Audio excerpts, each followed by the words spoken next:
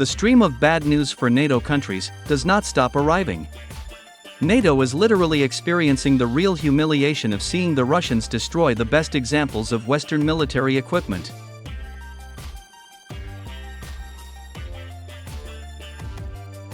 After the German Leopard tanks showed their uselessness against the Russian army, the turn came to the pride of the British tank building, the Challenger-2 heavy tank.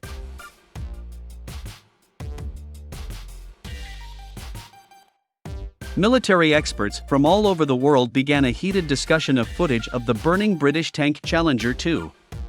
This video was made by the Ukrainian military, who accidentally filmed a destroyed British tank. It is reported that a British tank was destroyed in the Zaporizhia direction, near the village of Robotyno.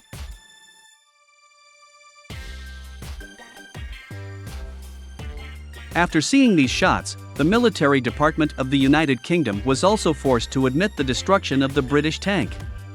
According to the head of the British Defence Department, Grant Shapps, the footage captured the destroyed tank Challenger-2.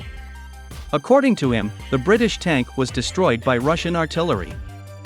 At the same time, the British minister noted that only 14 units of the Challenger-2 tanks were transferred to the armed forces of Ukraine.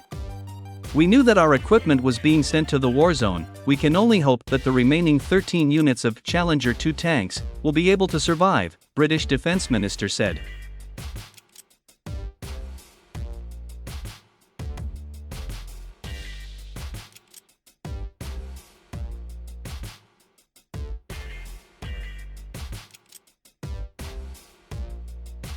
In turn, British experts noted one very interesting fact.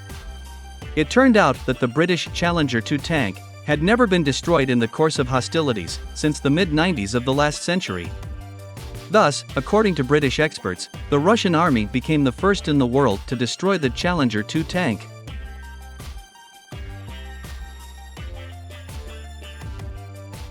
My friends, such statements from the lips of British experts cause only laughter among people who know at least a little about military affairs and history. The fact that the British Challenger-2 tank has never been hit in combat for 30 years does not make it the best and invulnerable tank in the world.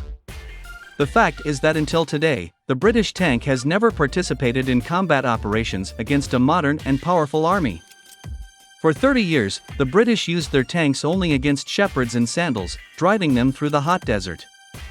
And now, when a modern and powerful army is fighting against Western tanks, the British generals have finally understood that their tanks are burning no worse than the tents of Arab Bedouins.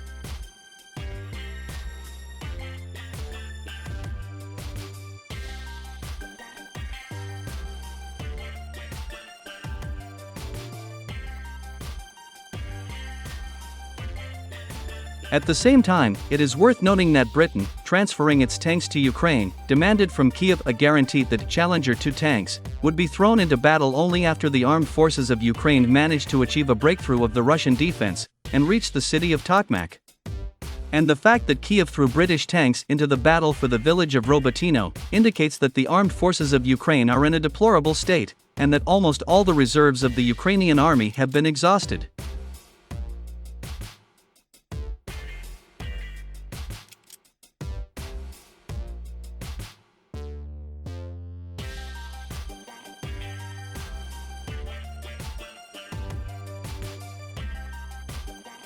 Meanwhile, the Russian military is looking forward to the arrival of American Abrams tanks at the front. And judging by what is happening on the battlefield, American Abrams tanks will immediately share the unenviable fate of German and British tanks.